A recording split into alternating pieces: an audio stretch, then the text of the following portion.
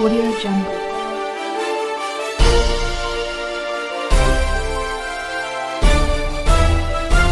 Audio Jungle.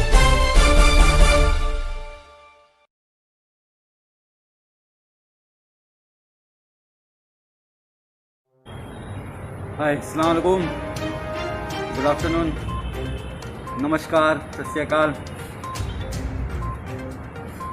Mathura की नगरी के राधे राधे। 8 महीने का टॉर्चर।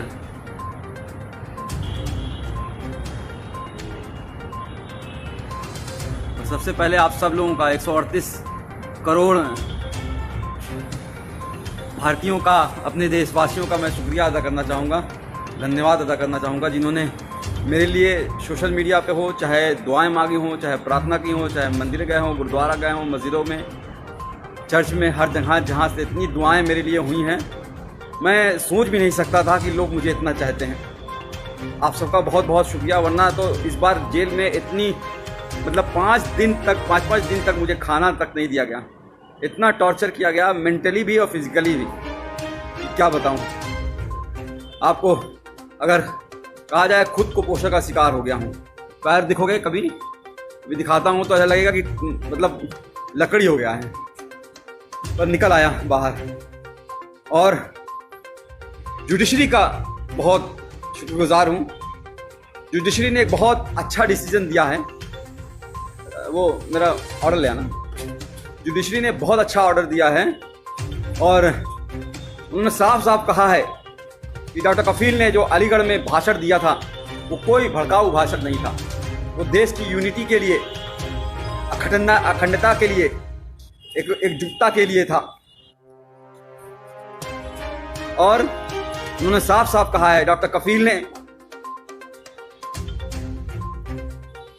हेल्थ पे बात की है, एम्प्लॉयमेंट पे बात की है, एजुकेशन पे बात की है, रोटी कपड़ा मकान पे बात की है।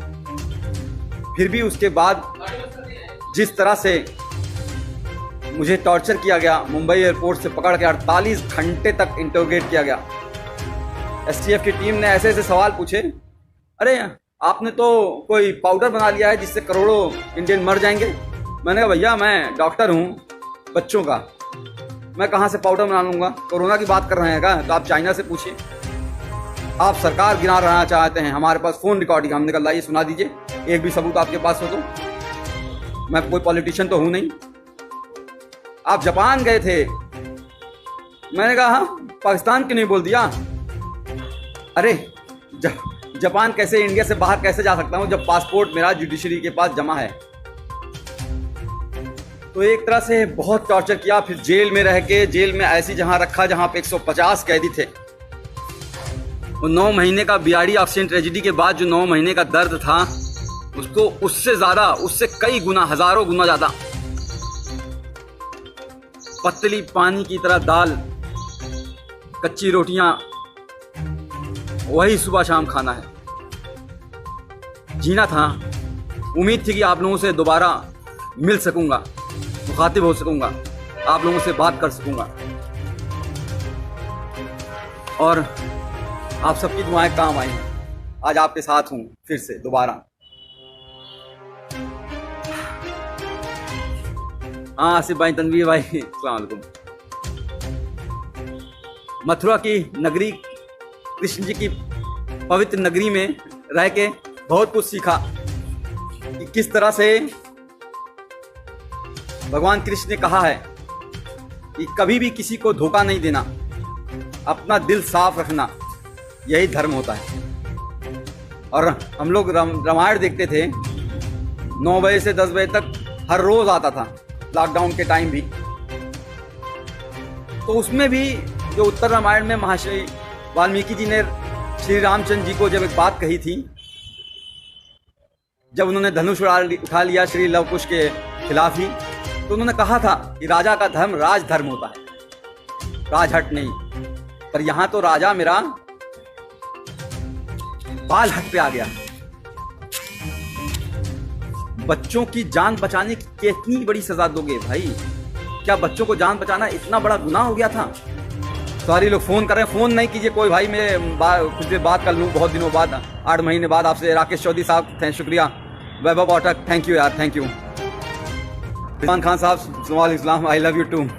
तो मैं ये कह रहा था कि महर्षि वाल्मीकि जी ने श्री रामचंद्र जी से कहा कि बाल हट मत करो, इस तरह से प्रताड़ना देना, 9 महीने उस वक्त जेल रखना, फिर बहराइच वाले कांड में भी 2 महीने जेल रखना, फिर 8 महीने इतना टॉर्चर कराना जेल में। बार बार सिर्फ यही कहा जा रहा था कि तुम उन 70 बच्चों की बात नहीं करोगे, जो 70 बच्चे ऑक्सीजन की कमी से मर गए हैं, उनकी कभी बात नहीं करोगे, उनको भूल जाओ। कैसे भूल जाऊं, अपने सामने मरते हुए उनको देखा है। कोरोना के टाइम जब इस भारत में, इंडिया में कोरोना ने एंट्री नहीं की थी, 27 जनवरी को मैंने वीडियो डाला था कोरोना पे लेके, और उस वक्त मैंने साफ साफ कहा, बताया था क्या करना है, क्या नहीं करना है, कैसे इससे बचना है। और 30 जनवरी को पहला केस इंडिया में आया। मैंने माननीय प्रधानमंत्री नरेंद्र मोदी जी को 19 मार्च को ही एक लेटर जेल से सुप्रिंटेंडेंट जी के द्वारा भिजवाया, और उसमें साफ कहा कि हम कम्युनिटी ट्रांसमिशन से बच नहीं सकते, हमारा भारत देश ऐसा है। क्योंकि मैंने पूरा भारत घूमा है, कितनी गरीबी है, एक घर में 4-4 लोग कैसे रहते हैं, एक पूरी झुग्गी झोपड़ी बस्ती होती है, हजारों लोग उसी में रहते हैं। जैदू भाई जी, तो उसमें रहते हैं, वो कैसे रहते हैं, वो कैसे दूरी 2 गज की दूरी रहो, कह देना आसान होता है, पर वो इतना आसान नहीं है गरीबों के लिए। कितने माइग्रेंट बेचारे चलते चलते गए, ट्रेनों में दब गए। गरीबी कितनी है, आज क्या हालत हो गई है हमारे देश की। कोरोना वायरस इस तरह से फैल चुका है कि हम दुनिया के दूसरे नंबर पे पहुंचने वाले हैं, ब्राजील को भी छोड़ देंगे। श्री नरेंद्र मोदी जी के दोस्त ट्रम्प साहब, और ये इंडिया फर्स्ट और सेकंड नंबर पर रह गया है। 48 लाख कोरोना वायरस के केस हो चुके हैं और 60,000 से ज्यादा मौतें हो चुकी हैं।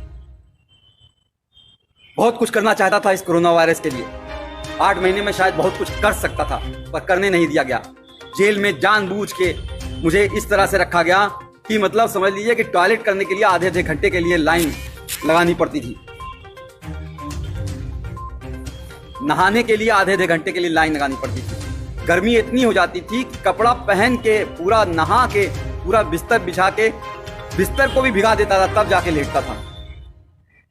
और वो 150 लोग, 534 लोगों की रहने की जगह है वो, लेकिन 1600 कैदी थे।